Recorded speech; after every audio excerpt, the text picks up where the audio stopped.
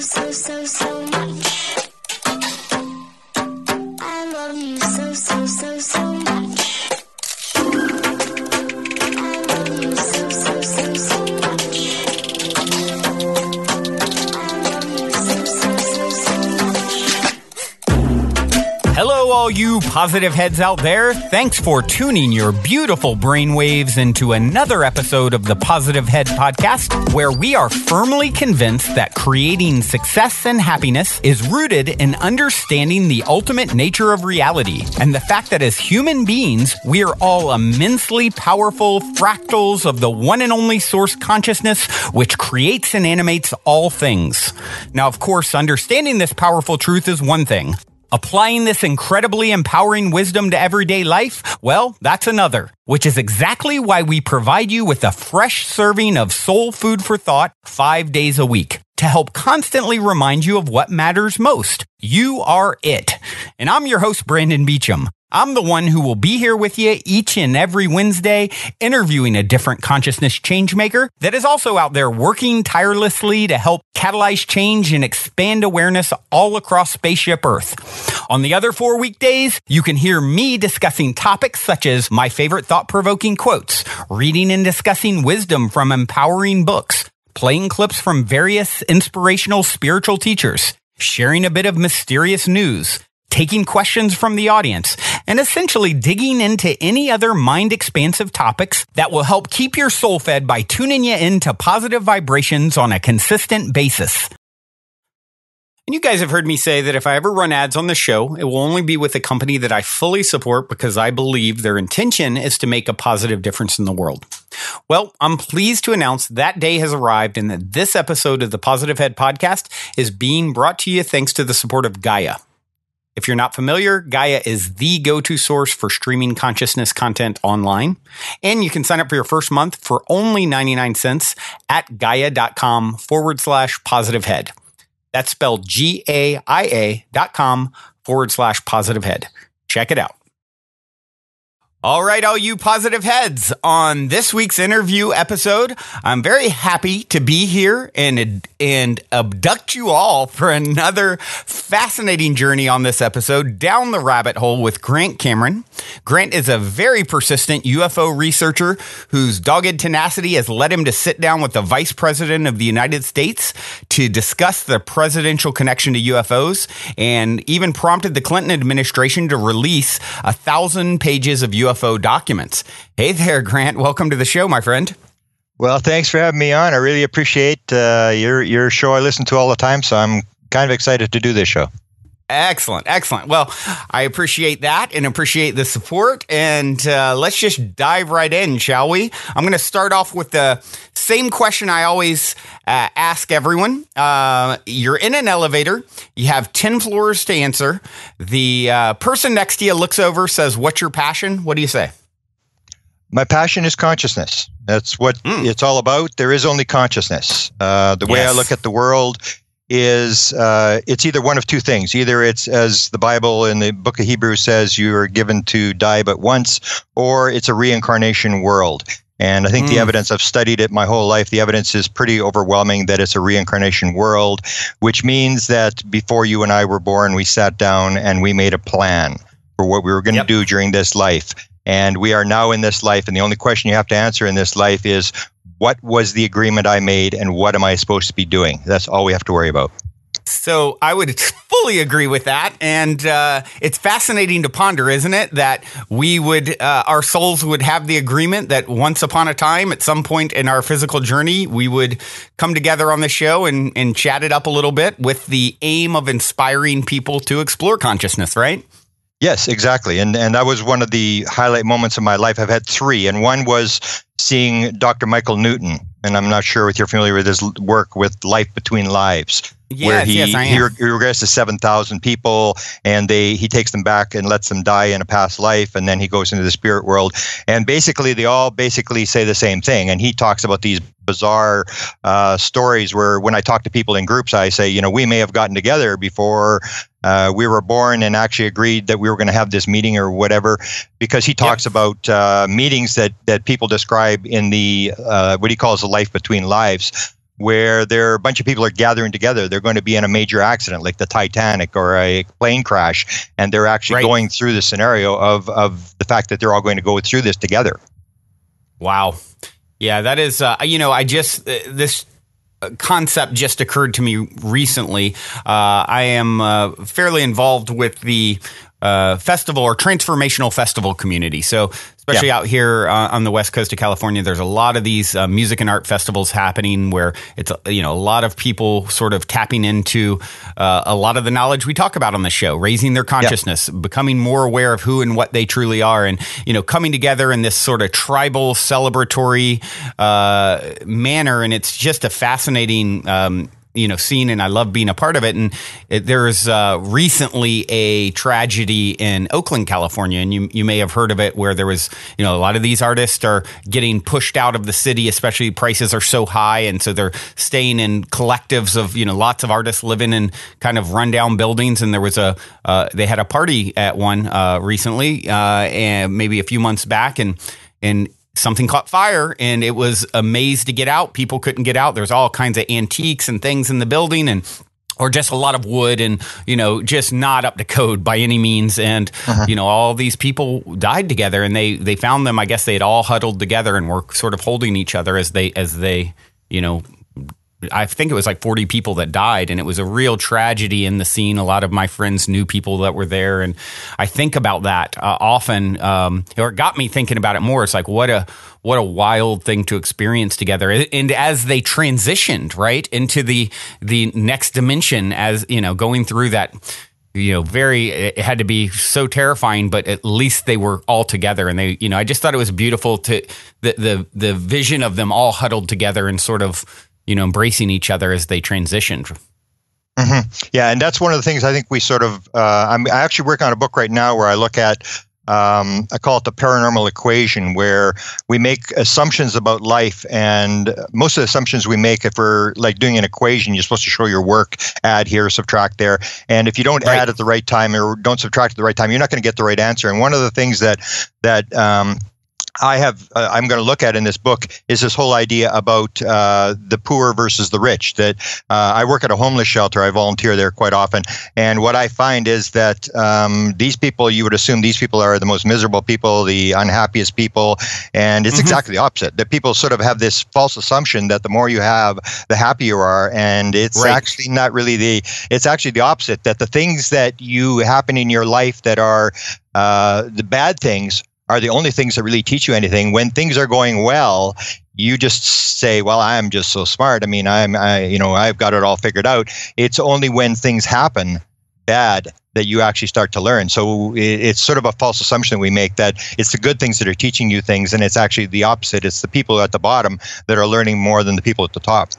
Ah, what a fascinating concept, isn't it? It's, I've heard it said, it makes me think of how a lot of native cultures refer to the white man as little brother, right? Like we think we've got it all figured out, but we're really the ones who are sort of missing the most important piece in general, very generally speaking, right? This whole materialistic approach, it truly is not the path. And I think more and more people are starting to clue in on that. Thank goodness. But that's a fascinating thing to ponder, as someone who has nothing being, happier. Or, you also hear about, they've done studies where you take someone who was in an awful accident or paralyzed or what have you. And I from what I heard of this study, and I heard about this years ago, but I guess over a few years' time, everyone sort of readjusts to the same level that they were at before. So it just becomes a different perspective on reality. Their happiness level is, sort of readjusted. So it really shows you it's all ultimately perspective. Yeah, it is. And that's the whole thing. There is only consciousness, and it is a world that we create as we move along. And so you have the good things and the bad things, and you react to it as you go along. That there really is not this sort of hard materialistic world that people sort of assume that exists. It's completely different. Yeah, I always say there is no out there. It is Exactly. literally everywhere you go, you're there waiting for yourself. And it's a reflection of some vibrational offering that you've previously emitted, essentially. And when you start viewing your life as that, it really is a game changer, right? Yeah, and I came from a materialistic perspective, so I'm looking at it more from a science view. I'm not looking at, I have a religious background, but that's not where I'm coming from. So I see it a little bit different than, sort of like a real spiritual community where it's sort of all theory. A lot of the stuff I've got is coming out of actual experience and sort of like documented evidence that actually shows that this is the way it actually works. I love that too, because you have to have that side of things. Otherwise it gets so, sort of frou-frou and out there and woo-woo, as people would say. It's like having the science. I often will say, science and spirituality are sort of doing a dance right now that is unprecedented as they support one another in these views. And I'd like to hear about that, actually. Why don't you tell us a little bit about your background and how you ended up in this work? Okay, I've always, for whatever reason, I've had an affinity to things that are sort of strange and weird. I remember when I was very, very young, I have two sisters, and they used to, when we'd go someplace, they would introduce me to their friends as our weird brother. So I always had this sort of thing where I was into this. And I remember when it all sort of changed for me, I was very young. I was interested in Edgar Cayce. I was absolutely enthralled with Edgar Cayce. I actually went down to the Virginia Beach. ARE to the Virginia Beach, and I went into. I remember I went to the meditation room, and then I went into and this is very young. I was just out of high school, and I went to the big library. If you've ever been in their big library, and it's just a library of weirdness. I mean, it's like, I don't know, I'm going like, wow, I've died and gone to heaven. I could not believe there was such a room. And then I check out a book and go sit on the beach, and then go back and get another book. And so I had that interest. And I had the interest in near-death studies. I've always been fascinated with death. And when I was at university, I did a study on dying patients in hospitals. So what I did was, this is the entire course. And what I'd do is I'd go and I wanted to give all these weird questions. And this is back in the 1970s when the first near-death studies books were being written. And I would ask questions like, does anybody ever predict their death? And of course, I would talk to chaplains, not the doctors and nurses, because they always had a vested interest in keeping quiet. But it was the chaplain who was always there at the very end when someone was dying. So I would ask these questions like, did anybody ever come and see somebody at their death, somebody to help them through? People predicting their death, any near-death experiences, and I had all these weird questions, and it basically verified the fact that all this weird type stuff does happen around death. So I had that fascination. But what happened was I was going to university and I could not figure out what I was going to do in university. I was very disillusioned. I was in science and I moved to arts. And I remember calculus was something that really threw me off. It was like, what happened to the numbers? This is like math, and the numbers are now suddenly gone. You got all these X's and Y's and stuff. And I'm going like, what am I going to do with this nonsense? There's no way I'm ever going to make money out of this stupid stuff. And I just couldn't figure it out. I was disillusioned. And then what happened? This is May of 1975. This is just as the Vietnam War is ending. And this is the first event that sort of changes my life. I have no interest in UFOs. I have no interest in extraterrestrial life or non-human intelligence. And I live in Manitoba. I live just north of the North Dakota border. In the middle of the country, in the middle of nowhere, and there's this small town called Carman, Manitoba, who's having this UFO called Charlie Red Star, and it's flying around there all the time. And so I was going to university, and we'd drive around with my friend, whose name is Larry, and we'd drive around the city and really just wasting time. And I said to him, why don't we go out to Carman and see what these people are looking at? I really didn't have any interest, but I sort of thought, well, this is kind of weird. I mean, let's go see what they're looking at. And he said, okay, we'll go. And this was February of 1975. And we didn't go. We didn't go till May. They actually caught this thing on the ground. There was a local TV crew that actually caught this thing on the ground. It jumped off the ground and they filmed it. And then I said, come on, let's go see what they're looking at. And the way I always describe it, I had no interest in this topic at all, except that it was weird. And it was like buying the Powerball ticket. And there's a chance you're going to win, but you're not going to win. And there was no way we were going to see anything. Everybody else sees stuff out there. When we go out, nothing's going to happen. And we went out there, and I remember, and this is the other thing I look at in this new manuscript I'm working on, the difference between belief and knowing. So we're out there, and I'm looking, and we're looking up at the sky, and have no knowledge about astronomy or whatever, and I'm looking at stars and planets and like, what are they looking at? What is everybody identifying? And whatever it is, it's not very interesting. We were in the town for an hour. We drove out of the town, in the town, out of the town, in the town. And my friend Larry says, okay, we're going to drive back into town one more time. And there's another guy in the back seat. Drive back into town one more time. And if you don't see anything, we're going home. I said, fantastic. Yeah. This is a total waste of time. I knew nothing was going to happen. As we turned to go back into town, and this is the difference. We're looking up at the sky, and is this what they're looking at? And this is this difference between believing and knowing. Mm-hmm. It appeared from the left, coming to the right. It was not a light in the sky, like people arguing, is it moving? And something like a planet or a star or whatever. It was down low. It was close. It was right in front of the car, and it was coming from left to right. And nobody in the car said, "Is that what they're looking at? I wonder if that's what they're talking about." It's just instantly everybody said, "There it is." And it was like pandemonium in the car, and my friend stopping, and I remember it was going in, it was so low, it was going in behind this set of school buses that were being parked outside the town. And I remember I was getting out of the car was still moving, I was getting out of the car, and I went running across this parking lot because I knew it was going to go in behind the school buses, and I just watched this thing just sort of fly away closely. And it was like, I knew, there was no ifs, ands, or buts. This is a real phenomenon. So I have a number of sightings during that year, 1975, and then a few in 1976, and then I've had nothing since. So the question is, later, 30 years later, I figure this is all set up. I mean, that's why they got caught on the ground, and this film crew, because I never would have gone if it hadn't been for this film crew filming it in May of 1975. And what I do is I gather all the sightings of all these people, and then I go and I try to get this thing published. Now, it's going to be published in June of this year, but in 1977, when I was trying to publish it, nobody would publish this. And then the local publisher I live in a big city, the local publisher who should have published it, because there's a famous story here, actually did me a favor. And this is this good, bad idea where the good actually benefits you. She said to me in my rejection letter, "Mr. Cameron, you may believe in this kind of stuff. Count me among the unbelievers." And I was floored. I couldn't believe it. I spent all this time gathering hundreds and hundreds of witnesses and putting this all together. And I was suddenly at that point, I had no interest whatsoever in sightings. I couldn't care less because I knew that I could tell you what I saw, and it's all very dramatic, but it really doesn't change. You still have your belief. It's unless you actually see it, you know for a fact. So I gathered all this, and all I was interested in, and this comes to when I get into this really weird stuff about music and stuff like that. All I was interested in after she gave me that rejection letter was I could not care less about sightings. I don't want to tell anybody what I saw. I'm interested in only one thing, and that is, what was that object that I saw a number of times in 1975? And I was up close. At one time, I was going to jump on the thing. I was that close to this thing. Really? Wow. But I heard no voices. Can you describe it as you were that close, like what it was like? What had happened was what they now call orbs. And at that time, we called them ground lights, and the Canadian government called them monitors. But at that time, they were called orbs. And the big objects, we were trying to film these big objects flying around.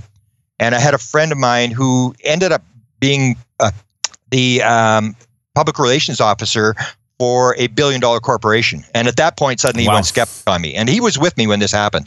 And this thing was there, and we were following this thing down a road. And it would always be the same distance away. And we'd get out, we'd flash lights at it, and it was flashing back. And I had a movie camera. And what happened is we went to this, it was sitting on this bridge. So it was 8 miles. We followed it for 8 miles because we have these mile roads. So you know exactly how many miles down the road you are. It's on the 8-mile road over this bridge. And it's a drainage bridge. They're draining all the water off fields. Where I live, it's as flat as a billiard table. And so all the snow is melted. It's April of 1976. The water is under this bridge. It's very high. This thing is sitting on the bridge. So I said, now we could see it. And I said, Jim is sitting on the bridge. So we go to the bridge and the thing's gone. So we get out of the car and we look around under the bridge and we're trying to see. The water's so high, you can't see under the bridge. And I said, it's got to be here. It's got to be under the bridge because now we can't see it. So then we drive down. We're heading towards the U.S. border. We're only maybe 10 miles from the U.S. border. We drive towards the U.S. border. And I turned around and said, Jim, it's back at the bridge again. Now it's behind us in the north. So we drive back on the bridge. And it's still, and now it's gone again. And so we get out and I got flashlights and we're looking and we spent quite a bit of time trying to find this thing. And I said, it's got to have turned its light out. So now we're going back into the north. We get about a quarter mile away. I look around and I say, Jim, it's back at the bridge again.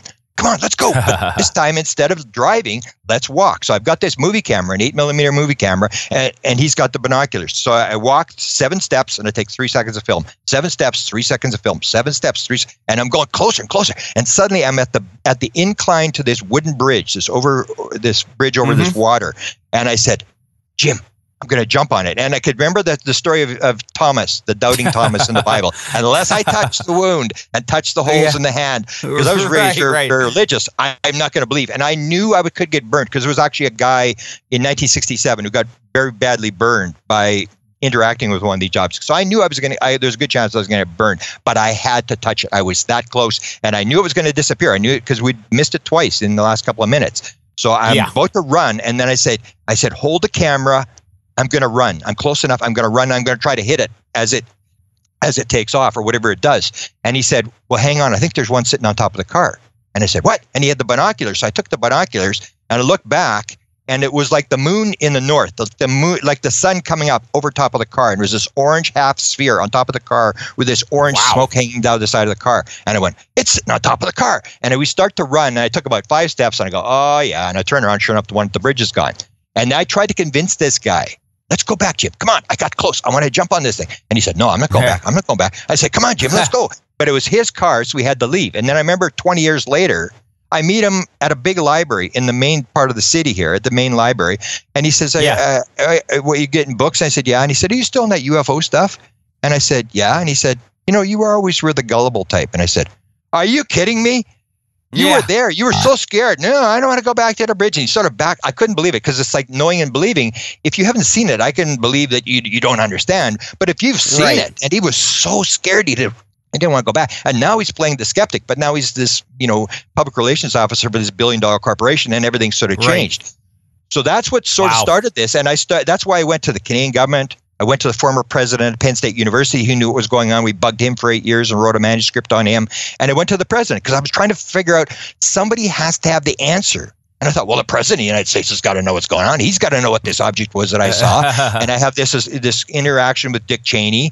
And I'm chasing the head scientist for the CIA. And in fact, I'm still chasing this guy and trying to get these answers. But it wasn't until I have my wake-up moment where the alarm clock goes off. And that's February the 26th. 2012. And this is 37 years into my career, and I'm chasing the nuts and bolts. I'm trying to, do the scientific thing, and I'm trying to find out what the president knows, what the head scientist of the CIA knows, documents, all this kind of stuff. I'm sitting in a lecture in Phoenix, Arizona, and it's a lecture on consciousness and crop circles. And it's given by Colin Andrews, who is the foremost authority in the world on crop circles, and he's gotten into consciousness. 2012, I did not know what consciousness was. I probably couldn't have spelled the word and could not have cared less. I had no interest in consciousness whatsoever. Really? All that time UFO researching, and it never got you to sort of look that way, huh? I would say that 90% of the UFO community still rejects it. They will not go there. They will not go to the consciousness. They still want to do the scientific thing, because we're like the Rodney Dangerfield of the scientific world.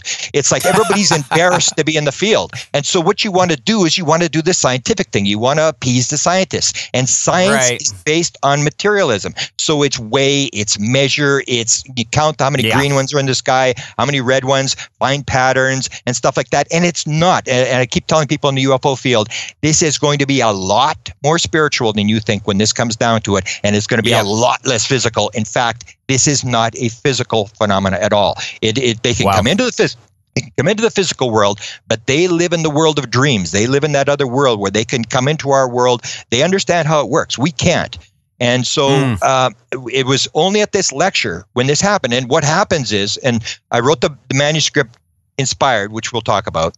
The way the Inspired came about was the fact that what I say happens is there is only consciousness, and we have this illusion that we have a conscious mind, and there really isn't. There's just awareness, and then there's this field of consciousness, and it's how deep you can get into the field. And what you do is, whether you're using psychedelics, whether you're using meditation, whether you're using drumming, whether you're using magnetic stimulation of the brain, there's all sorts of ways that we can actually put a person out of this conscious mind and into this world of non-local consciousness. So it's not an ability like a psychic or a channeler or somebody. It's not an ability they have. It's the ability they have is to shut down the left rational analytical part of the brain. If you, for example, if you take the remote viewing, the top remote viewer of all times was Monagle, Joe McMonagle. Yeah. And Joe McMonagle, when they asked him, how does this work? What's the key? How are you the best guy? He said, you have to shut down the ego mind. And that's how it works. Whether you're channeling, whether you're meditating, whatever, you're quieting the right rational analytical brain, and then the filter opens, as Aldous Huxley used to say. There's a filter that filters out all this consciousness so that you can survive in this physical world. But once you use psychedelics or something, you rip the filter, and suddenly it's like, boop, your ego is gone. You're over into this world of non-local consciousness. And what's most important, and this happens in this experience in 2012, is you enter into absolute certainty and actual evidence. So what happens is I'm sitting at this lecture. I don't want to be in this lecture. I have no real interest in crop circles. It's kind of interesting, but I'm not really interested. It doesn't provide me any answers to what's going on. I'm sitting there, but this is the foremost authority in the world. And I figure I should pay him the respect. I should go watch this lecture. He's the top guy. So I go in this lecture, and I go into this altered state. It's like being in church. You're sitting there at a long sermon, and you're sitting there, and your mind starts to wander. And I'm thinking about, I should do this. I should go have dinner. I'm not even in the lecture.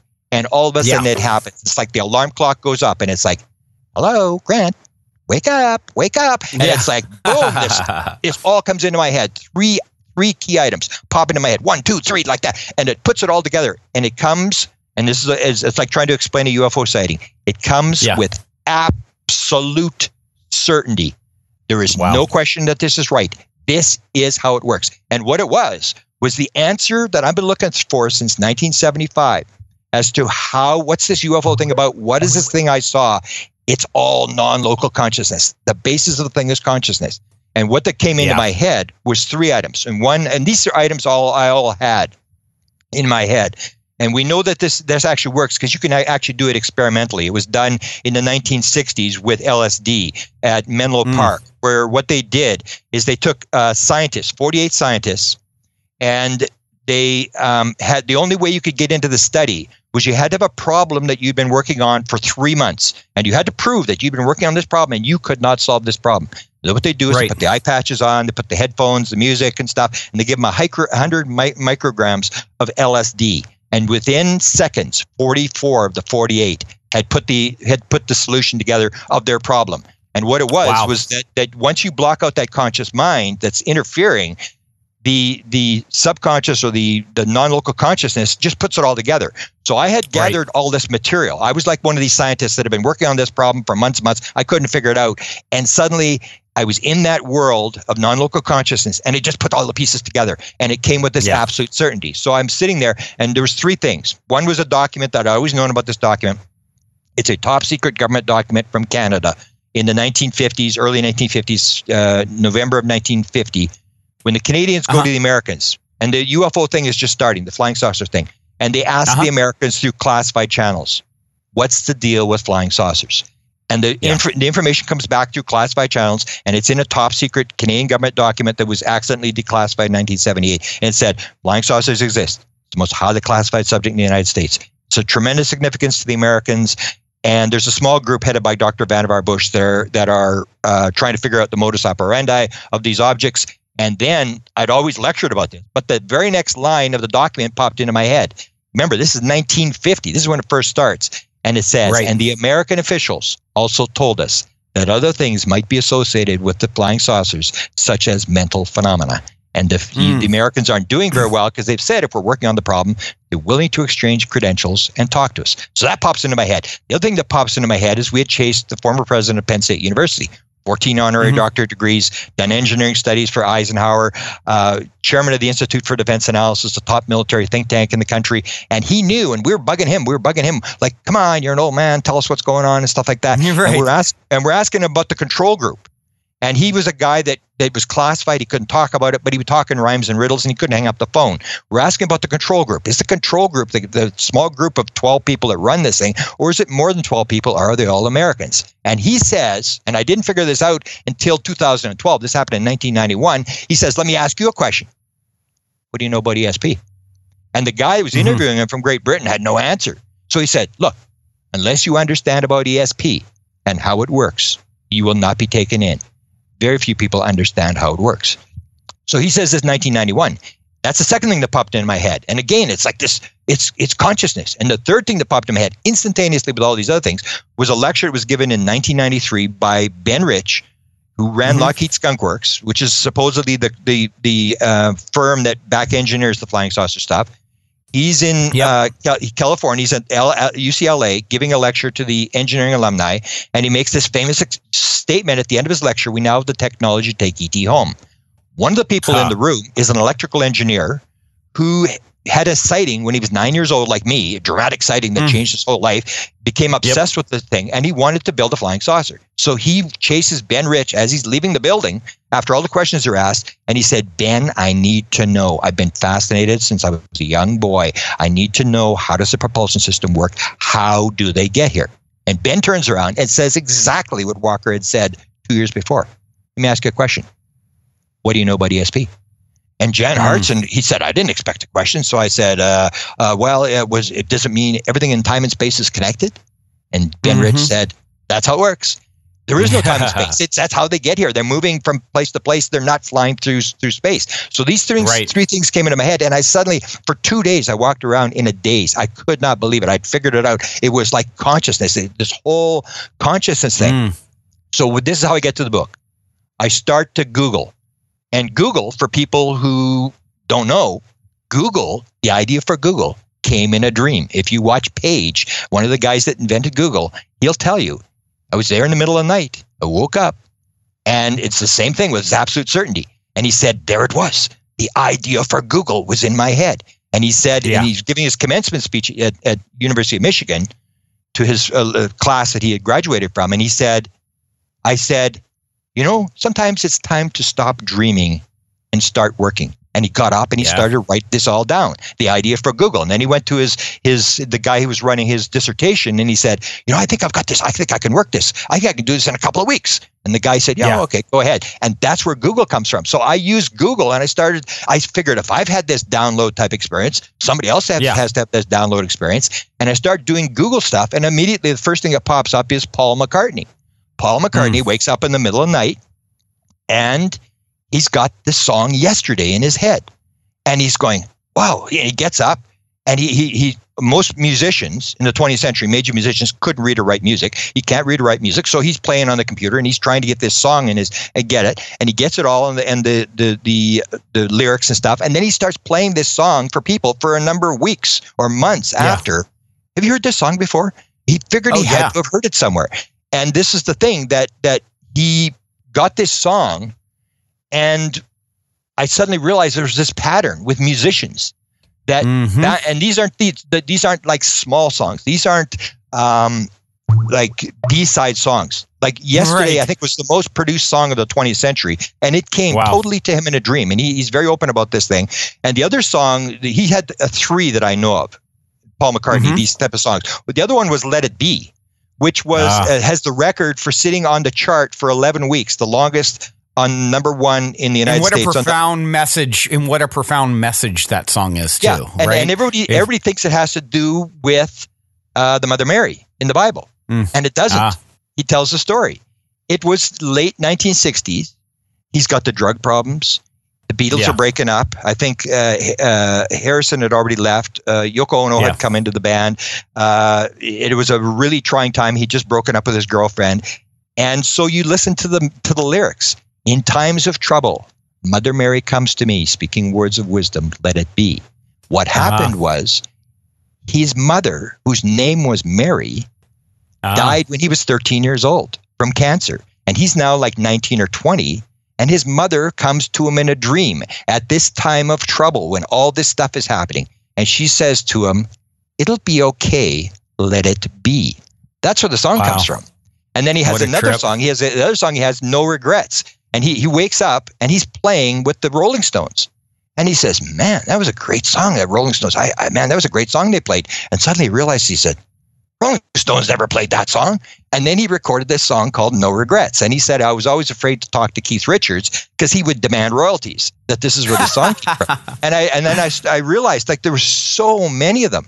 And these are like the major songs of all times that like Carole King, who had until Madonna and these people came along. Carole King was the number one selling female vocalist in the world. And she had an album at Tapestry, 1971 album. The number one song on that album was "You've Got a Friend." And I knew it was a download when I heard it, and because it was being sung by a guy sang it for her. And I couldn't figure it out until I realized that she had written the song. And when you hear her do an interview, when she's talking about writing it, she said almost the same. It comes with this absolute certainty. She said, "I'm sitting at the piano," and she said, "It started to come, and I didn't have any paper." And I said, "Oh my God, I hope I remember this. Oh, I hope I remember this." And that album sat on the chart for 6 years, sold 25 million albums. So you get this thing, and it comes with this absolute certainty. The top male selling album for a long time was "Superstition" by Carlos Santana. And Carlos Santana tells a story. He claims to have a lot of interesting experiences, right? Like, he has the Metatron. He has Metatron, right? The Archangel. He does the meditation, and he talks about this 2 years before Superstition was done in 2000. 1998, he's doing the meditation, and the way he does it, he has a yellow pad, and a lot of musicians have this yellow pad as well. They have the yellow pad, or they have the tape recorder by their bed. John Lennon had it, and Rolling Stones had it. They always, because when that comes, you want to record that thing when it pops into your head. Yeah. And so he's got and he has the candles, and he faces a wall, and he has this yellow pad, and he meditates, and this is where he claims he gets his music. So he's doing this meditation in 1998, and suddenly he gets this message from Metatron, and it says, "You haven't put out an album for 15 years. Like, he was very famous in the 60s, and then he sort of faded out, and nobody really knew where he was. What the thing said is, we are going to put you back on the charts, and we are going to set you up with some of the top musicians in the world, put you back on the airways, and you're going to provide this message of inspiration to the world." And Santana said, as soon as that happened, he said the phone started ringing, and these people started phoning him. And the weird thing was, the people that were phoning him, a lot of them were UFO experiencers, people who had encounters with aliens, or we believe are UFO experiences. One was Eric Clapton, whose son is a biological son, is an outright experiencer who's filming UFOs and has a lot of connections. And the other one was Rob Thomas. And Rob Thomas sang one of the songs on Superstition, which won one of the Grammys. Huge. It won 8 Grammys. And all these people were phoning up and said, song was everywhere forever. Yeah, and he said, "Well, we don't know why we're phoning you, but we think we should do something with you." They put the album together, and exactly what this Metatron had told him in this meditation, he was back on the charts, sold 30 million albums, won 8 Grammy Awards, and suddenly here was this guy, this old guy, who's suddenly very popular with the sort of like a second generation of musicians or people listening to him, and you see that sort of thing. And he ties with Michael Jackson. So Michael Jackson and him both have these 8 Grammys, and if you take Michael Jackson's album, Thriller, and you do the interview, I can actually read to you what he said in this interview. And this is the one that sold 65 million albums. And some of the figures have it as high as 110 million albums that Thriller sold. Wow. And so they ask him about the inspiration behind Thriller. And he says, you have to get what's playing in your head onto tape. It's very spiritual. It has to be in the hands of God. And it's as if it's already been written. That's the real truth. As if it has been written in its entirety before you were born, and you are just the source with whom the song comes. Just falls right into your lap in their entirety. You don't have to do much thinking about it. And I feel guilty putting my name sometimes on the songs that I write. I do write them. I compose them. I write them. I do scoring. I do the lyrics. I do the melodies, but still, it's a work of God. So you see this pattern. And what I did is I started the book, and the book was going to be on musicians, because a lot of musicians, huge numbers of musicians, are experiencers. They've had UFO encounters. They're abductees. Didn't one of the great composers, I can't remember, I saw it somewhere years ago. I want to say Mozart or Beethoven or someone. They all said this, right? All of them. Because what happened was, when I first started giving this lecture, I was doing the alien influence to rock music. That it's almost like this non-local intelligence behind the UFO phenomena is using musicians to put out a message, because it's phenomenal how many musicians have had UFO sightings or are experiencers and stuff like that. And it's beyond coincidence. And I know I gave a lecture one time to the golf course where Bubba Watson golfs in Scottsdale. And so I said, well, these are very multimillionaire guys, very skeptical guys. And I was told they were going to block my speech there. And my buddy got me in there. He's a member there. And so when I said, well, I'll get some golfer who's had a UFO experience or an abductee, whatever, and I'll sort of break the ice with them. I could not find one. Musicians, I've got this other book called Tuned In, which just deals with musicians. I think I name 36 top musicians who are basically abductees, experiencers. And it's almost as if musicians are very right-brained. They aren't very left-brain, rational, analytical, scientific types who are the skeptics. They're very out there. They're not afraid to talk about the subject, and this almost makes them susceptible to tapping into this world where these lyrics are. And so I was putting this whole thing together with the musicians, and that's when it changed again. And that's when I suddenly discovered that a great deal, like I mentioned, Google, a great deal of the number one inventions, books, all this stuff were coming the same way. For example, the two top inventions or the scientific discoveries of the 20th century were Gary both, Mullis, right? Gary Mullis was he's an experiencer. He talked about meeting going to he has the download of the Nobel Prize winning DNA thing that for he DNA. Gets.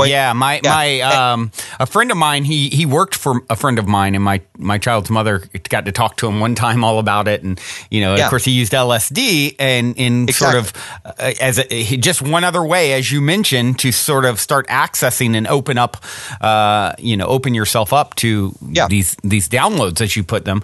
And he credits LSD as helping him to come up with what led to him winning the Nobel Prize for Science. Yeah, they asked him, did it actually give you the Nobel Prize? And he said, well, no, not really, but it helped me, allowed me to be able to walk around inside the molecule and understand how it worked. So it helped. Yeah, wow. and then he has the abduction experience where he goes to his cottage, the same cottage in Northern California, where he's going up there.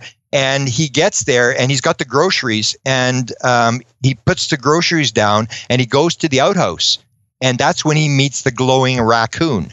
And the raccoon says, good evening, doctor. And this is in his autobiography. This is not a hidden story. This is in his autobiography. And says, this is not on LSD when he meets the raccoon. This is not on LSD. Right? No. And the raccoon says, good evening, Dr. Mullis. And he says the next thing he wakes up and it's the morning. It's like the missing time thing. He's the missing 6 hours, and he's just furious. And he gets his gun and he goes and he says, "I hope the little effer was in there. I was going to get him." He was furious. He was going to shoot this raccoon thing. What did the raccoon thing say to him that made him so mad? Well, all he said was he realized he had this missing time. Something had happened. All the raccoon said is, "Good evening, Dr. Mullis."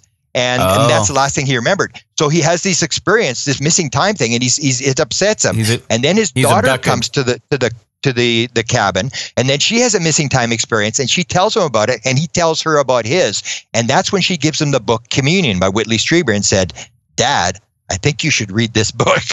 And it's then he basically admits, he's an experiencer. Communion is the key one. For those of you who don't know, it's all this whole long story of abduction by this guy Whitley Strieber, right? And it has this famous photo on it that when I talk to a number of people, if you go to Google and you look at the book and you look at the comments that people make on that book, you'll see people saying, "Man, when I saw that cover, I knew I'd been abducted." It's like it woke people up.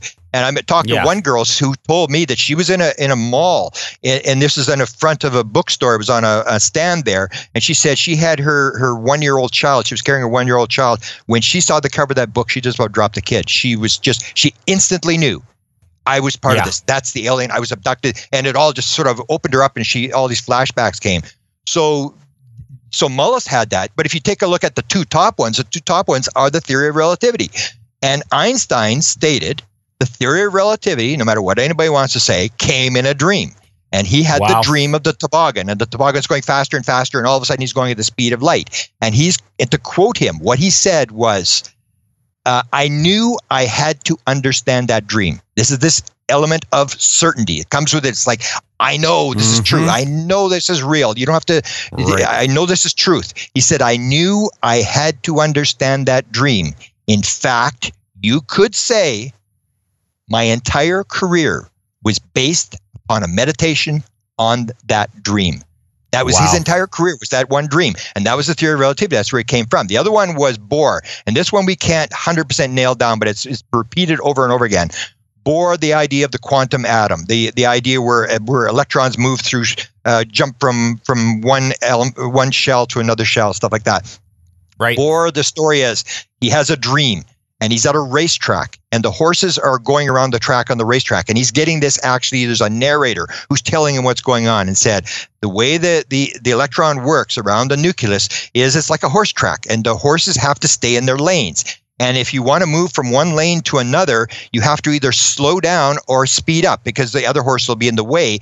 And that's how they do it. So you either gain energy or lose energy, and you move from shell to shell. And this is the idea that he got. So you have this kind of stuff. And then he comes up, of course, with this, the thing that really kills the physical world. He comes up at the Solvay conference in 1927. He comes up with this idea about consciousness being primary. That there's the observer effect, that when there's an observer, the wave changes to a particle. Like the double slit experiment, the double right? slit. And what I say, when I interpret these, there's the two main experiments, the dual slit experiment. I say this shows consciousness. And people say, well, it means it's a wave and a particle. I said, no, it shows it's consciousness, because it's a wave, and it knows when the observer is there, which is awareness. It's aware of when there's an observer. Therefore, it's conscious. The same as the other one that Einstein didn't like was the entangled particle experiment, where if you send entangled particles, you send one in one direction at the speed of light, one the other direction at the speed of light, and then you change the spin of one of the photons. The other one will instantaneously, even if it's on the other side of the galaxy, will instantaneously change its spin. Spooky action at a distance, right? Spooky action at a distance, and that is the same thing. The one electron is aware. It is aware that you played with its buddy, that you changed the spin. It's aware, it's conscious. Everything is consciousness. This explains so much about like psychic phenomenon and how we sort of, if you were entangled with another human, how you have so many stories of people who, mothers whose child get hurt and they instantly know. And, I mean, I have them in my own life, people close to me who, my friend cut off his finger and his mother knew at that moment, and so it's really, really interesting when you take this from the microcosm and take it to the macrocosm. It's how it sort of continues to mirror this idea of entanglement. It goes back to this thing that Jan Hartson, who was the guy who asked Ben Rich, everything in time and space is connected. There is no time and space. It's all one. So if I want to read your mind, it's all in me. So I go into me, to your data bank, and I read. It's not like I'm going into your head. It's all within me. And so there is no time and space. There is no physical world. It's all there. And this is sort of the illusions that we sort of make. But when Bohr brought this up, Bohr and Heisenberg are the first two guys that brought this up, and then Planck jumped on, and then von Neumann and all these Nobel Prize winners jumped on, and Wheeler, who invented the idea of the black hole and the wormhole and all that sort of stuff. They all came up with this idea that it's a consciousness may be primary. And when they first brought it up at the Solvay conference in 1927, it was a lecture by Bohr and Heisenberg.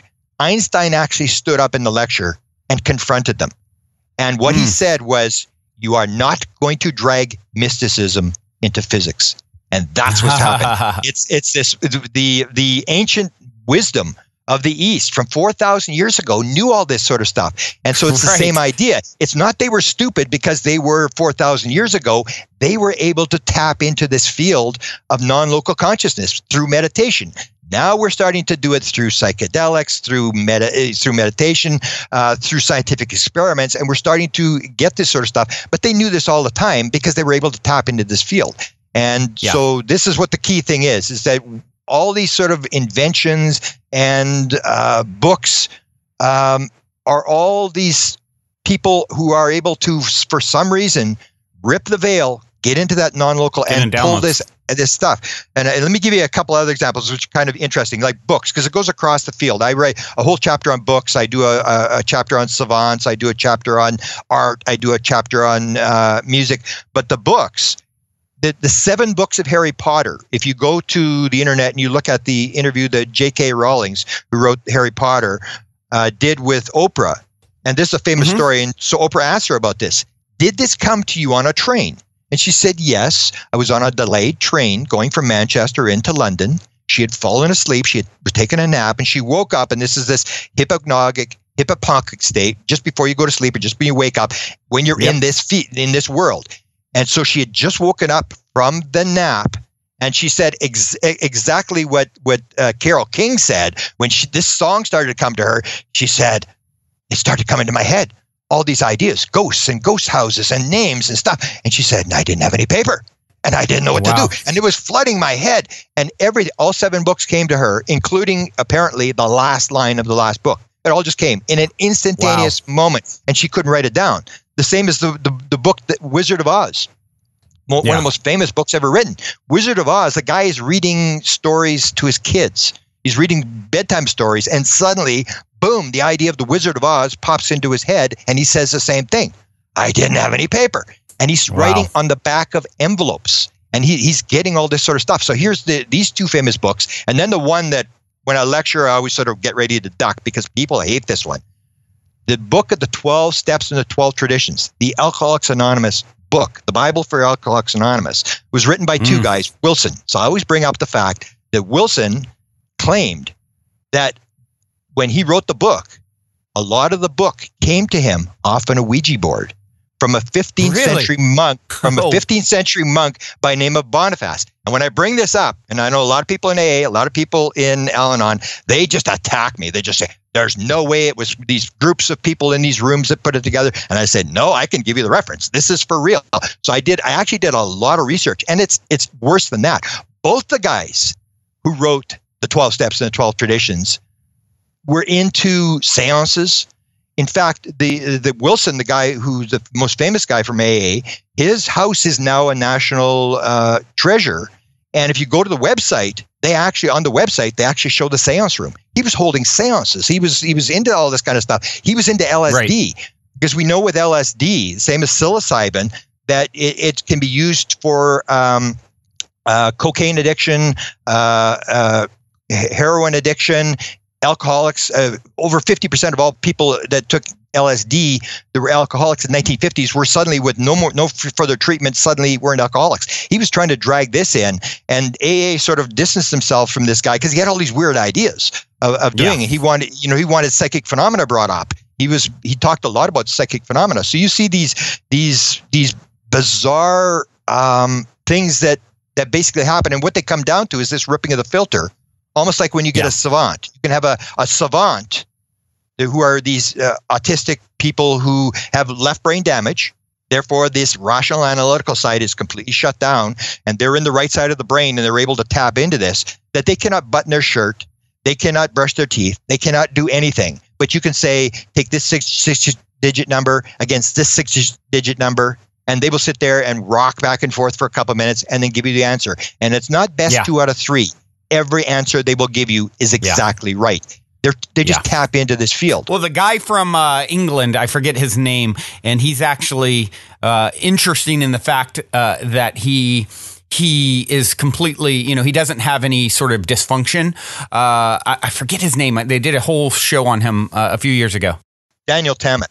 Yeah, that guy is fascinating. And he says, look, I'm not actually calculating. I'm getting shapes and colors. And these are sort of, I assign a certain shape to a certain number. And, and they tested him on this because they thought he was full of it. They thought he had some trick to do the math, these incredibly, elaborate calculations. And they thought he had some trick. So they actually tested him on what sort of shape and color he was assigning, and basically the end result was wow, this guy is sort of pulling the answers based off of some completely non-traditional method to calculate the answers. It's fascinating. It's there. It's in the field. Like what he describes is say 36 is a shape, And then 340 is a shape. So he sees these two shapes, and then the shape that fills in the square in between is the answer. And that's how he describes it. Most of them can't describe this sort of thing.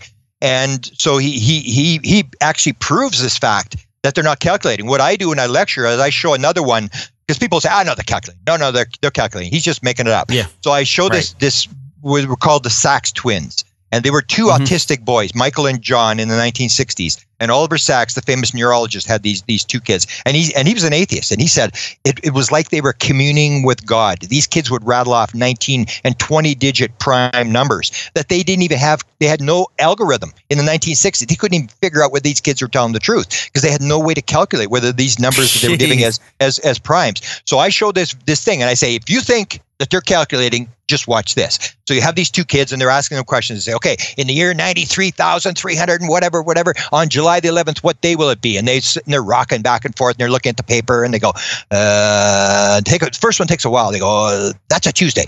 And then he says, okay, in the year 132,000, what day will that be? And then he goes, oh, that's a Saturday. And then he says, okay, now let me ask you some other questions. How many days in a week? Oh, 7. How many days in a year? 365. And then 366. And he goes through all these things. He says, how many seconds are there in a minute? And the kid says 10. And he says, how many minutes in an hour? 10. Are you sure? Yeah, I'm pretty sure. And he says, what's 7 times 4? And the kid goes, I don't know.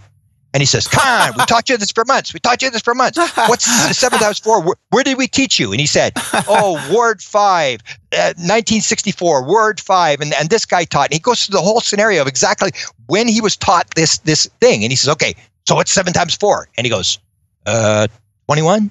And he says, could be more. He goes, yeah, it could be more. They're not calculating at all. There's no way they're calculating. And that's the whole thing. And so what happens with the UFO thing, you see these as I said, in the UFO community, people do not accept this consciousness thing. So when you get experiencers, who I say are the people you got to listen to, you got to listen, not the people who see the lights in the sky. That tells you nothing. You can't count how many green ones, how many red ones. It doesn't mean anything. You got to listen to the people who are actually in contact with the non-local intelligence. And there's Edgar Mitchell started a foundation with a guy by the name of Ray Hernandez, and they've surveyed 3,000 of these people. And when you see the answers that they give to this sort of thing, you see these bizarre things. And two of the ones I'll mention are 42% of all experiencers of these 3,000 people who answered the question say they have something mathematical, scientific, or technical that's in their head that they did not learn in school or from they have no idea where this stuff's coming from. They're getting these downloads. For some reason, these people are being downloaded with, and I had one girl come up to me in California outside of Los Angeles in the desert. She shows me her cell phone. She says, oh, look at this. Because I give a lecture on this. And she shows me her cell phone. And I said, oh, that's kind of cool. What's that? And she said, oh, it's a 25-page paper I wrote. And I'm going, yeah. And it's got all these mathematical formulas and stuff. And I said, you did that? And she said, yeah, I'm a secretary. I know nothing about science. And I go, really? Can you send me that? And of course, she didn't send it to me. But that's what you get. These 42% are getting these download experiences. And I say, so the main field of ufology will say, oh, they just believe their experiencers. And I go, yeah, that's what it's about. You just believe people are seeing UFOs in the sky. You just believe you're a skeptic. It's all belief. I'll agree to that. Right. Why would you not talk to these thousands of people who are saying that they're getting mathematical material put into their head and scientific material and inventions and stuff like that? Why would you not even talk to these people? But they will not talk to them. And the other one goes back to this original thing, this download, this absolute certainty. And this is the one that just blows me away. Of all these 3,000 experiencers who answered the question, 40% of them will say at some point during their experience when they were on the ship or interacting with the beings, they knew the answer to everything in the universe. 40% say this. And so I would say to people, and I know what the answer is because I've had the download experience myself. I would say to them, well, how do you know that there wasn't something that the being, something on the far side of the universe, number 7, 8, 9 on the far side of the universe they didn't tell you about? They'll say exactly what I will say. I don't really know. I just know for sure that I knew everything. And so if they had that at some point, knew everything, then this information is accessible and the aliens can access this everything that's there. And when they come back, it's like a dream. It's like, and I've had these downloads, I've learned how to do this. When you have these dreams, like for example, when you're in a state where you just sort of wake up, the minute you start to move, the minute say you move your finger or whatever, the body says, oh, Brandon's waking up. Shut the filter. And your conscious left brain starts to take over because you need that to survive in the physical world, and the filter shuts down. So what happens is you get one of these downloads, you get a dream. What you do is you can't move. You got to go over the dream, go over the dream, go over the dream, go over the dream, and then get up as fast as you can and write it down, because as soon as the filter starts to close, it's like water going down a drain. You can just almost see the dream. You can see the idea just zipping down. And so we're starting to understand now, almost scientifically, how this works, how to open the filter. Even in Australia, they do this. They know by magnetically stimulating the left frontal cortex of the brain, and the left side is the rational analytical side that's blocking things. You can magnetically stimulate the brain for 15 minutes.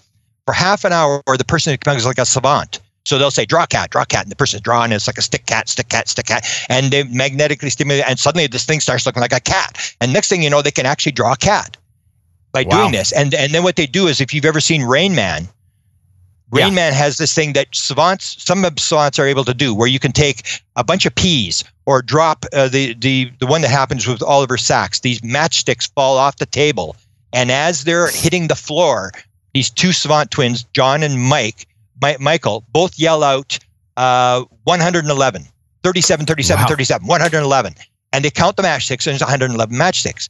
And these people can do it. So in Australia, what they do is they magnetically stimulate the brain, and then they show a bunch of dots on a screen for 1 second.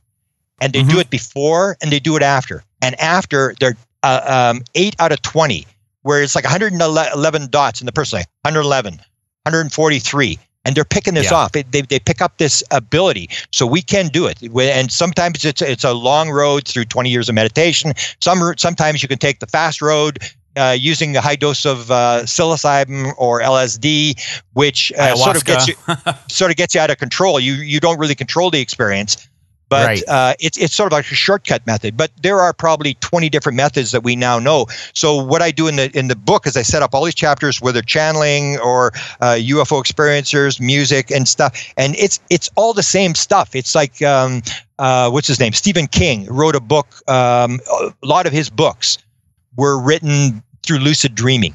And he has an expression in his book called The Dreamcatcher. And I won't use the expression, but it basically says, same crap, different day. And that's what it is. Because experiencers will come to me and say, don't lump me in with the channelers. I'm not a channeler. They're full of garbage. I'm getting real information. No. It's all the same thing. I look at people that claim to be channeling, like, for example, speaking of extraterrestrial entities like Bashar. The way I put it is, or Esther Hicks, Abraham, way I put it is like, would it be any weirder that some other, entity is coming through them than the fact that they're there themselves, right? That we're here. Is it any weirder than that? And at the end of the day, what is the information like? And when I listen to the information coming through Bashar or, Daryl Anka, I think is his name, or Esther Hicks, it's like the information is so potent and powerful and high vibration and so at the end of the day, it's almost like irrelevant. You can argue about it or not argue about what's happening with them. They claim this is happening. All I know is the information that's coming through them is so powerful. I can't help but listen and, absolutely feel the power behind it.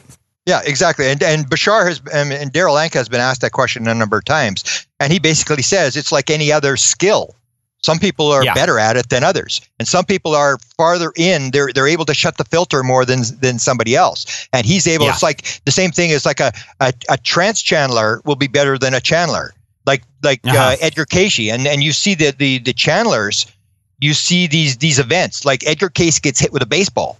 And that's when he starts this channeling thing. He has this brain damage where it sort of shuts the filter, or some of the top remote viewer of all times fell off a ladder and hit his head. So you get these type of things where some people are better than others. But the funny thing, I think it was Bashar that actually had this expression where people get these illusions about what's actually going on. It's like, nah, you're not really talking to an alien. And they ask them about, am I talking to an alien or am I just talking to my higher self? And the answer was, what's the difference? Well, he says that Bashar is actually a future version of himself in a sense. And when you start talking about time and space being an illusion and everything's happening in the eternal now, essentially, think about that for a second. Okay, so reincarnation, there's unlimited evidence essentially of it being a real phenomenon, as you alluded to at the beginning of the show. And so if reincarnation is real and time is an illusion, which we've also essentially proved even from a scientific perspective, it's like, okay, so the future me exists in this moment now on another channel, so to speak. And is there a way I can link up with this version that maybe has more awareness or a broader perspective or a different or varying perspective? And that's really all that he's claiming to do, right? Yeah. In fact, there's a PhD, now her name's going to escape me, who actually wrote a book on ESP, where she actually talks about the fact that she claims that she can actually have a meeting with her former self or herself, like a boardroom meeting, and her future selves, and actually sit with all these people in a room and talk. And that's this idea that you're, her name escapes me. And she's the one that has where I got the idea there is no evil. There is just and she'd done a lot of exorcism and stuff. She said there's just the belief in evil. And that's when I suddenly woke up on that one too, is the belief in separation is what causes, we believe I'm good, you're bad, and therefore evil and all this kind of stuff. And I got into that, but she made that sort of thing. And I've seen the beds bang up against the walls and stuff, and there is no evil. There's just the belief in evil. And, so she's a lot of the stuff that I've sort of followed has led me down this path where I've started to believe that there's just consciousness. And when consciousness vibrates, that was one of the downloads someone gets. If it vibrates, it's illusion. So consciousness is there. It's aware. And once it starts to vibrate, then you get the physical world and you get all these sort of vibrations of consciousness. And everything is a characteristic of consciousness. So gravity is a characteristic of consciousness, mathematics, all this sort of stuff. And all we're doing is describing characteristics of consciousness. Whereas in the materialistic world, what we want to do is we want to change everything from verbs to noun. So God is a verb. It's just a thing. It's just a moving, transforming thing that's learning. And what we want to do in science is and even in religion, we want to change them to nouns. So we say, okay, there's 7 different levels, and the streets are paved with gold and the pearly gates, and we start giving these nouns. And there's me and you, and we're separate objects in time and space. And I'm the good guy, and of course you're the bad guy. So I've got to kill you. I've got to steal your stuff. And we get into this thing that once you start making nouns and you start identifying things as separate things in time and space, that's when you start making mistakes. It's all just one. It's all now, and we all have access to it. And science is starting to show all this kind of stuff where, in science, it's no longer, you're not a crazy person if you start talking about the fact that, time is an illusion and space is an illusion. And there may not be a physical world. Even this idea of the physical world, people still, you cannot get across to them. There is no physical world, that it's all space. And the figure that used to be used, and the one I use is a more in-depth figure. The figure it used to be used was 99.13 nines after it is all space. And then the other 1/13 of 1% is matter. The figure is actually now even higher because you have space between the electron and the nucleus, but the nucleus is all space too. The actual figure, last figure I heard, was 10 to the 52nd pieces of space for every piece of supposed matter, which means in the Milky Way galaxy, there are 10 to the 52nd acres in the Milky Way galaxy, which means that 1 acre is matter and the rest is space. It is basically all space. But people can't sort of get that through their head, that it's an illusion, that there's electromagnetic fields that are holding it together, making it feel like it's solid. And people want to hang on to that because that's the sort of the collective reality that we seem to have. And so when you start to understand that it's all space, then some of the stuff that the aliens are doing starts making sense. Like there was always this idea that when you get abducted, they take you through the wall, they take you through the closet. And people say, that's impossible, you can't do that. But if you're all space, and if the wall's all space, how hard can it be to put a person through a wall that's all space when the person's all space? You just got to understand the concept. And so we're starting to get there, I think. where we start to understand now that science is backing up a lot of this ancient knowledge that came out of the East, that came through meditation. And it's a long road. It's like Max Planck said, science advances one funeral at a time, and I think everything else advances. But again, it's an eternity. It really doesn't matter how fast it's moving. It's what are we learning in this life? What are we doing? Because when Dr. Michael Newton talks about it, when your life ends, you go in front of the council. He said all 7,000 people say the same thing. What's the deal when you get in front of the council? And they all say the same thing. I could have done better. I could have done better. I forgot to do this. I forgot to do that. And it all comes down to this. This is our now. This is our time. What are we supposed to be doing? What did we agree to do? And let the rest just, who cares how long it takes for the world to get there? It's a long road. It's going to take forever. And it really doesn't matter. It just matters what we're doing here. And it really doesn't matter what anybody else is doing. We don't have to save anybody else. We just have to do what we're supposed to do. Right. All right, well, now seems like a good moment to take a quick minute to tell those of you who aren't familiar a bit about our sponsor, Gaia.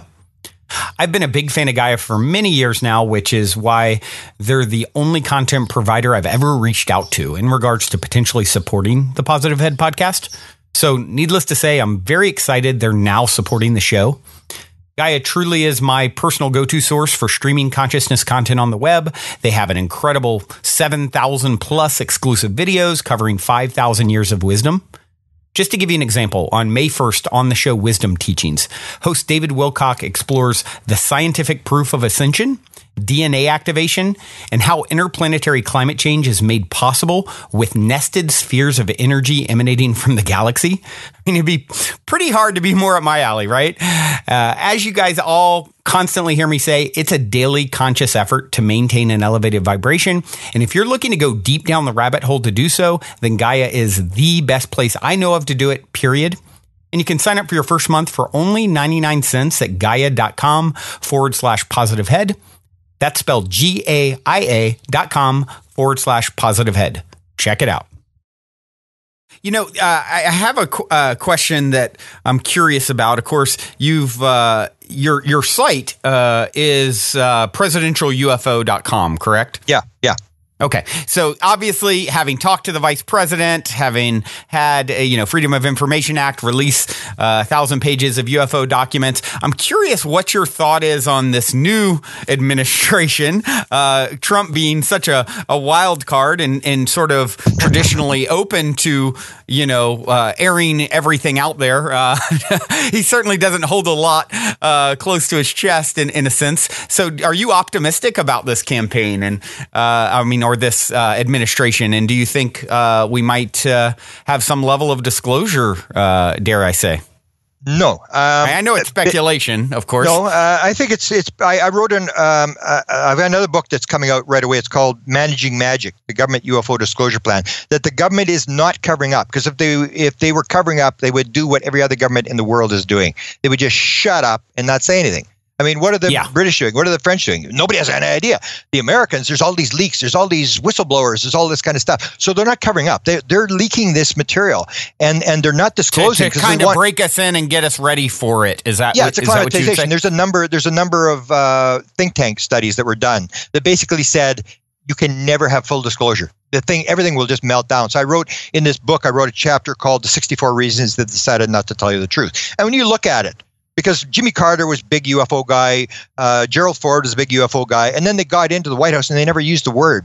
And so there had to be something that changed these guys' minds. So I said, well, man, put yourself in their shoes. Like, what could they possibly tell them that would make them move from one team to the other team and go along with this acclimatization thing? And when you come to Trump, if you take a look, he got his briefings. I know the 3 people that did the briefings that involved the UFO stuff. So he was told about it.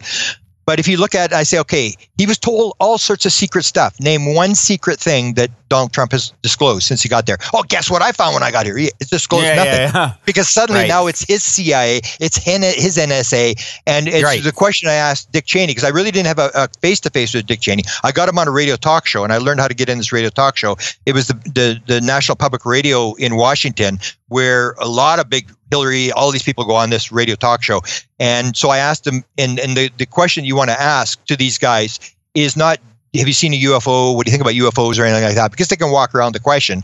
it's classified. What you have to do is ask him the briefing question. That's what I asked Dick Cheney. Mr. Cheney, in all your jobs in government, he was the chief of staff for Gerald Ford. He was the Secretary of Defense under Bush Sr. And when I talked to him, he's in the White House as the vice president. In all your jobs in government, have you ever been briefed on the subject of UFOs?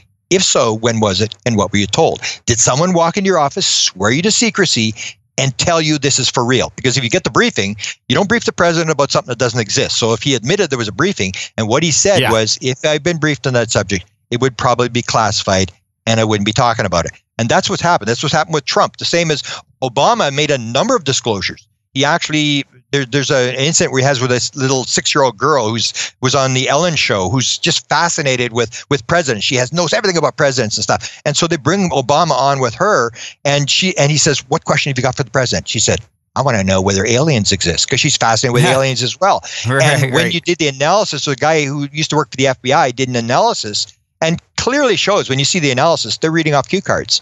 So this was planned, that he was going to ask him the UFO question, and he was going to answer it and said, well, we haven't had direct communication, but if we do, I'll let you know. So they're doing this gradual leaking thing, because you get the situation where people have these illusions about the physical world, about how things work and stuff like that. Yep. And I think the biggest people who are going to go down the drain is not the religious people. You always hear about religions will collapse. It is not the religious people. It is the scientific community. Because the scientific community is absolutely vetted to a material world of time and space, and they ain't moving. And when you suddenly realize that you spent your entire life and everything that you learned is a lie, none of it's true. I mean, that's the biggest collapse will be the scientific community. Or it's sort of, they're looking at the icing on the cake, so to speak. It's like studying the effect and not the cause, in a sense. Right? Exactly what science does. And science will say, we figured this out. And I repeatedly, science does not explain anything at any time. All they are doing is describing things. And if you want proof of that, I show the thing of the simplest biological thing, a dividing cell. You get a cell that gets an embryo that gets fertilized, and then you take, what happens is in each cell there is 100 trillion atoms.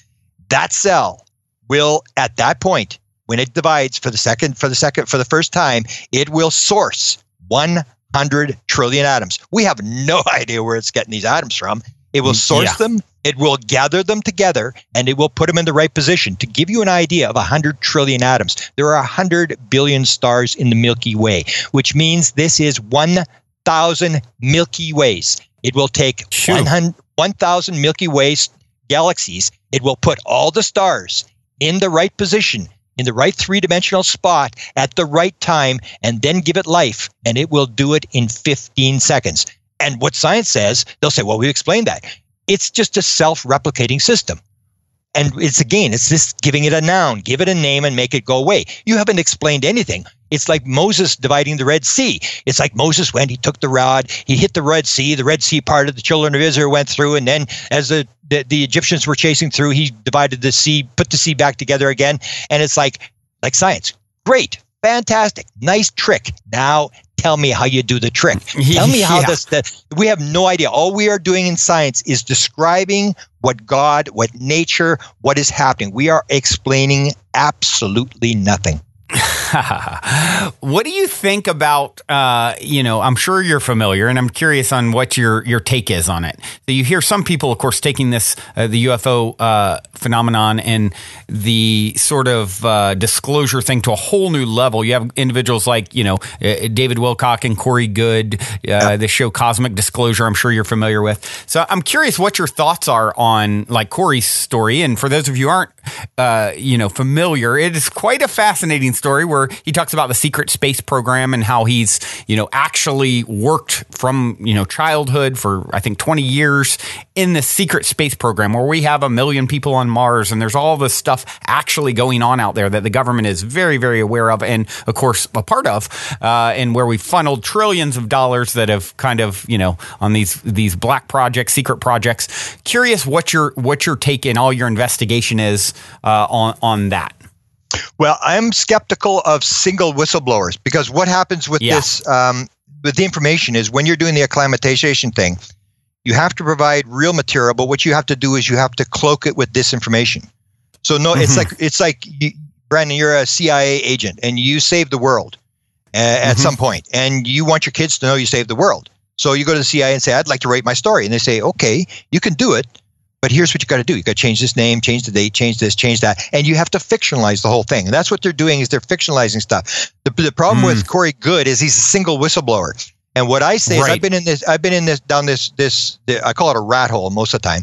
I've been down this rat hole and I'm trying to get out of it. I try to get out of the UFO disclosure stuff because it's really not getting it. It's the consciousness thing. But I keep, I agree with that. Yeah, and Hillary Clinton started talking, and I had done I had a Hillary Clinton website, and I had revealed all the stuff about the Clintons being very into UFOs, and I wrote this book called the Clinton UFO Storybook and stuff. I got dragged back into it, and then Trump got into it, and I got dragged in again, and I did this disclosure book because these whistleblowers are all coming forward with this stuff. So what I do is I deal with the whistleblowers, but I don't deal with single whistleblowers. I deal with situations where, like, for example, Dr. Stephen Greer, where he has 540 whistleblowers coming to him, or Bill Moore in the 1980s, who had 24 whistleblowers, including heads of the CIA, people like that, where they're getting multiple people, where you can actually verify that they're actually talking to people inside the government. And now Tom DeLonge is the big one, and my book will be coming out at the same time Tom DeLonge is coming out with his next book, and he's the big rock Blink 182 musician guy, right? Yeah, 30 million albums, and he's into this, and he's releasing books. He claims to be talking to 10 high-level people, and I know who 5 of them are. There's John Podesta, who was Hillary Clinton's campaign manager, is one of them. The head of Lockheed Skunk Works, Robert Weiss, the former head of the lab at Wright-Patterson Air Force Base, McCaslin, and we know a lot of these people leaked through WikiLeaks. All these things leaked out. So he has these sources. So I deal with these. The problem with the whistleblowers, and if you've ever been to the Camelot site, she's got like 200 whistleblowers. And I say something's wrong here. Because you know what? I've been in this business for 42 years, and I have never, ever had a whistleblower come to me and say, Grant, guess what? I made an oath to the U.S. government that I would uphold the law and obey the Constitution, but I'm not going to violate my security clearance. I'm going to tell you exactly what's going on with the most highly classified subject in the United States. Never happened to me. And and Camelot has like 200 people coming to her with all these different stories. It would indicate to me that they're putting something through her. They're putting a message, and they're not bringing me that message. The same as in the 1970s, a guy by the name of Len Stringfield had 300 people come to him and tell him about alien autopsies and alien bodies and stuff. I've never had anybody come to me about that stuff as well. Yeah. It seems like he was targeted for that. Send that information to him. Some of it's true, some of it's false. He tells a story, and then what they usually do with these situations is they give it to people who have bad reputations, where it will fall apart. So Bob Lazar at Area 51, the story is really true. They had a live alien there. The story was verified pretty much by George Knapp, who was KLS TV in Las Vegas, through a high-level source there. But what they do is they give the material, and then what happens is you find out the guy's got a bad background, or he lied about something, and then the whole thing goes. In the UFO community, people are famous. As soon as someone yells hoax, everybody runs for the hills. Where's the next UFO video? Where's the next photograph? Who's got the next sighting? And we always on the next sighting. Nobody ever sticks with anything. And the story gets out, and everybody says, it's just a hoax. Oh, John Lear told that story. Robert Lazar told that story. And we just sort of discount it, and yet the story gets out about Area 51, back engineering, flying saucers, live alien. And the guy made up the story, but the story gets out. So that's basically what they're doing. So I'm very hesitant on single whistleblowers. What I try to do is with these multiple whistleblowers, and what they're doing is whether Corey Goode is he's not telling the full truth. There's for sure. So he may be a person who's set up with various material, or he's been brainwashed, where they're actually able to control and put memories into his brain that he actually believes are true, which aren't true, which sort of play on the crazy side of the story about the Nazis, or they're eating one of the latest guys comes out, very famous story is running around now, and the story about the reptilians, and their favorite food is young blonde girls, and I'm going, come on already. I mean, can't you see this is like a setup type stuff? So when I'm looking at Tom DeLonge, then I can actually say who his CIA contact is. I can actually name who he's dealing with in the CIA, and I can show you a photograph of the guy, and the fact that this is coming from the government, and the government is putting this stuff out. So that's basically what they're doing. They're trying to acclimatize people, because if you release it, you could, for example, have a meltdown in the stock market, or you could have the scientific community all fall apart, your basic beliefs. Right. Where, in the stock market, suddenly you don't need, as I said, you don't need 100% of people to panic. You just need a couple of people with a lot of shares who decide, oh man, this is a good chance. I'm gonna double down, and I'm going to short the oil market and start selling. And everybody starts selling because they don't know why everybody's selling, and you can't turn it around. When 9/11 happened to shut the stock market, they were able to open the stock market because in 9/11 we said, well, if somebody gets up on a plane and tries to hijack the plane, we're going to have marshals and we're going to shoot them. And everybody goes, oh, okay, they got it under control. They know what to do. And when it comes with the UFO phenomena, and this is the head guy that runs this latest DeLong effort. He's a high-level CIA guy, and he was asked, he gave a briefing to somebody, and the guy really didn't believe it. He was a Colonel, John Alexander, got this briefing, and John really didn't believe it. And he said, okay, tell me, who's in charge? And the guy said, they are. The government has no control over what's going on. And that is something you don't want out. You don't want the idea. And so in this latest book called Managing Magic, I actually talk about the two independent stories that I've got where they actually abducted the president of the United States. One was Bill Clinton in 1994 in California, outside of San Diego. Mm-hmm. And the other one, I don't know the name of it, but they actually took him during a news conference where he was abducted during a news conference that froze the whole news conference. And basically it was to show we're in charge. We're just letting you know who's in charge here, who's running the show here. And they do the same thing with nuclear missile silos, where they'll shut down nuclear missile silos. Yeah, I've heard these stories. Or they'll actually start the missiles up. And it's just this idea that we're in charge, we're running this whole show, and all we're doing is we're observers, and we're trying to figure out what they're doing. And that's why it's so important to go to the experiencers, to reject all the disclosure, because the president knows, but he's not going to tell you. He has no. It's not in his interest because he doesn't want Al Qaeda to know. He doesn't want the Russians, the Chinese to know what we know. It's all military type stuff. What you want to do is go to the experiencers, because the experiencers will actually tell you, yes, I was on board the ship, and yes, I've flown the ship. And this is, maybe I'll end with this because we're going a long time. When I first did this consciousness thing, I was like, I've discovered the wheel. I mean, I couldn't believe it. And I gave my first lecture in Phoenix, Arizona on consciousness in 2013. I was set up by a girl who runs the Phoenix group there, the big MUFON group. It's a huge group there. She said, oh, are you still going to talk to Pam? And I said, yeah, I guess so. And I thought, well, I must have agreed to talk to this Pam girl. I don't know what this is about. She said, okay, I'm going to work on Monday. I was staying at her place. I'm going to work on Monday. Pam's going to come to the house and you guys can talk.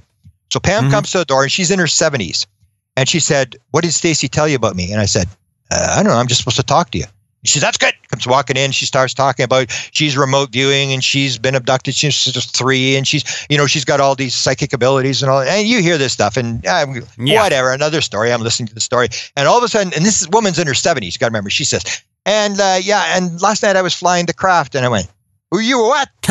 She said, I said, you're flying the craft? And she said, yeah, I was flying the craft. I said, come on, you were flying the flying saucer? And she said, yeah, they let you fly the flying saucer. I've flown 3 different models. And I go, how do you fly a flying saucer? And she says, you do it with your mind. And as soon as she said that, I realized what it set me up. And from that point, within a year, I had 3 dozen people who would say, oh, I had a dream I was flying the saucer. And I'd say, hang on, let me ask you a question. How do you fly a flying saucer? And absolutely nobody has said anything different. They all say the same thing. You do it with your mind. There's a pad there. Is there a pad or a ball, like a beehive type ball? You put your hand on the pad and you become one with the ship. And then everything starts to change. And the way it's described to me by a very close friend who described for 5 minutes exactly how this works. He said, everything opens up. It becomes like glass. You're one with the ship. You can feel the ship. You're moving. The ship is alive. It's an actual being. You can communicate with the ship. And you see a cloud. And they all describe the same thing. You don't fly to the cloud. You look at the cloud and say, I'd like to go there. And the cloud is somebody suddenly comes to you. They all describe the same thing. You use the mind. And that's this whole thing when Ben Rich said, how do they get here, Ben? How does the propulsion system work? And he said, what do you know about ESP? What do you know about the mind? What do you know about it? It's all mental, the whole thing. The craft is alive. You fly it with the mind. And we know from experiments that they've actually got this. You actually, if you Google search rat brain, and F-22 simulator, you'll come across some white world technology, experiments that were done at the University of Southern Florida in 2004, where they take 10,000 neurons from a rat brain. We have 100 billion neurons. They take 10 or 20,000 neurons from a rat brain. They put them in a petri dish. They wire wires into the bottom of this petri dish, and then they attach it to an F-22 simulator, and they teach 20,000 neurons of a rat brain to fly the simulator, and it does it. And then they change the weather, and they put thunderstorms and stuff like this, and the rat brain continues to fly the simulator. So this is 2004. This is white world technology. I've never heard about this. I got to look that one up. That's wow. Yeah, and then they actually have robots now where they put the 100,000 neurons in a robot, and they're driving this robot around with the rat brain running. And so this is this symbiotic relationship. This is why it's so highly classified. Is you able to fly a flying saucer, a plane, something without any controls? You can actually use your mind to fly the thing. And all experiences describe the same thing. The craft is alive. You become one with the craft, and you can actually go from here to there. It's like the entangled particle. You're moving like an entangled particle. You just become aware of another spot in the universe, and you're instantly there. You move through time. There is no time and space. There is no physical world. It's all mental. It's all consciousness. There is nothing but consciousness. That is the thing that everybody always misses. That is all there is in this universe. Yeah, and that is a wonderful sort of note to end this on, Grant. And there's so many fascinating things to explore, in the paranormal realm or outside of our sort of normal quote unquote reality in our society and culture. And I think at the end of the day, they all lead down the same road. They point to the same thing.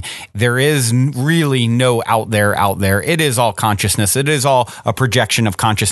And the good news is you are at the center of your own conscious play or movie, if you will. You're the lead director and lead actor in your own movie, and we all have the ability to access this inspiring, these downloads from our higher self, or or spirit guides, or whatever extraterrestrial entities. However, it sort of manifests itself. There is so much available to each of us, and you have the stories of people, the John Lennons who really tap in, but we all have that ability within us, right? And that is, I think, the most inspiring thing is like sometimes people look at the external world and they're just overwhelmed by how do I get from point A to point Z, and I'm so far away, and I'm too old, and this and that and the other, and you start realizing, hold on, there is no time, and it's not by traveling physically that I get there. It's by traveling internally. It's by traveling and shifting my consciousness and my awareness and my vibration, and I bring the cloud to me, like you were just saying. Bring what it is that you want to yourself, and I think that is a great way to sort of tie together all this information into something that's really useful for everyone. Would you agree? You 100%. That's exactly the way I would describe it. And the thing is that you're coming at it from a different angle than I am, and the field that I've taken comes to the same conclusion, that science is eventually going to get there. And so it sort of confirms this sort of ancient wisdom of the woo-woo world, or the new age, right. Has been right all along. And it's just a matter of time until it gets confirmed that this is the way it does work, exactly the way you described it. That is how it works. Wonderful, wonderful. Well, Grant, what is the best way for people who want to continue to follow your work, your forthcoming books, your past books? What's the best way for people to connect with you? Well, they can either go to my author page on Amazon, which has, I think I've got about, there'll be about 7 books on there in a couple of weeks, or presidentialufo.com is my website.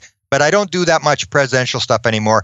If they have a question, I'm at whitehouseuFO@gmail.com. So if they have a question to me, or if they especially have a download experience, I gather these things and songs. I deal with a lot of musicians, and there's actually talk of they were going to have a Woodstock, UFO Woodstock, that was going to take place at Pepperdine University in California, and unfortunately the producer died. David Bowie was going to be there, the Stones, Michael Fankhauser, who wrote the song Wipeout, who's really into this stuff, the UFO stuff and the dream music and stuff like that. He understands the concepts very much. He was going to be there, and so we still may do that kind of stuff, and so we gather as many stories as we can. So people have, especially these download stories. I gather them. I actually have a Facebook site, Paranormal World of Creativity. And what I do is I list these things, and I have hundreds of these stories about musicians and stuff. And that's all I have on that Facebook site is just these bizarre stories of downloads. So people have them. I'm willing to post them and gather them together because it's like a kid in a candy store. I'm with you on that. I love these stories. They're so fascinating. And one last story I want to throw out, because it just occurred to me. Was it Jimi Hendrix that had a story, or Bob Marley, one of them, where they were in their bus and they had a UFO experience? Yeah, that was Jimi Hendrix, where the alien came and they were stuck on New York in a snowdrift on a road, and it actually melted the snow. There was actually an entire book written about him by a guy who produced records with him. I can't remember what the name of the book is, but there's actually a book on his UFO experiences. So, there's him and the Grateful Dead, and it's just the big ones: Kiss, U2, Bono, all of them. They've got these stories. I mean, I can tell you stories about some of these people that would just you could not believe that these stories are coming from these top rock musicians. Unbelievable. So I hope to get more stories, because there's a lot of them out there. I did as many as I could, but yeah. Well, I love these stories too. So we'll have to have you back, Grant, at some point in the future, maybe after your next book comes out, and hear more stories, because I'm with you on that one. I'm like a kid in a candy store. These stories are so fun and fascinating for me, and obviously for you, and I know the audience. So thank you so much for taking the time to come on and share and connect. I do have one last question for you. I like to open with the same question and end with the same question. In 60 seconds or less, what is the meaning of life, according to Grant Cameron? Well, the meaning of life is what I described at the beginning. The meaning of life is understanding what you're here to do. That we all have we are endless. We are eternal beings. We are in this experience, and we are broken apart by this conscious mind. And the idea is to find out, what is our eternity, where do we come from, and where are we going? And most particularly, what is my role? I'm here to do something. I'm here to interact. I'm here to perform some sort of task. I said, I'm going to work on this. I'm going to work on that. And figure out what did you agree to work on? And am I doing it? And let's get busy with what we're doing. Well said. Well said. Grant, thank you so much. Such a pleasure, my friend. Until next time, journey well. Well, everyone, that concludes this week's interview episode. If you have enjoyed this positive download from our hearts and minds to yours, please take a minute, give us a rating or review on iTunes, since iTunes is the holy grail of all things podcasting. Your good reviews help us to reach more listeners. Also, we would be extremely appreciative if you would tell your friends and family about the show. Our sincere intent with the Positive Head podcast is to spread positivity to the world because we're selfish, quite honestly. I say that jokingly, but really only halfway joking. I'm referring to the good kind of selfish, based on the knowing that we all get what we give in this life, because when we give, we're actually always giving to extensions of self, since we're all really one in the same consciousness, just in different bodies. So if you want to be a good selfish along with us by helping to spread the positivity, by all means, please proceed to shout about the Positive Head podcast from your rooftop. Otherwise, as you continue on your fabulous journey in this 3D reality, be sure to remember this: as long as you ain't dead, you're already positive ahead. Journey well, everyone, and thank you for being.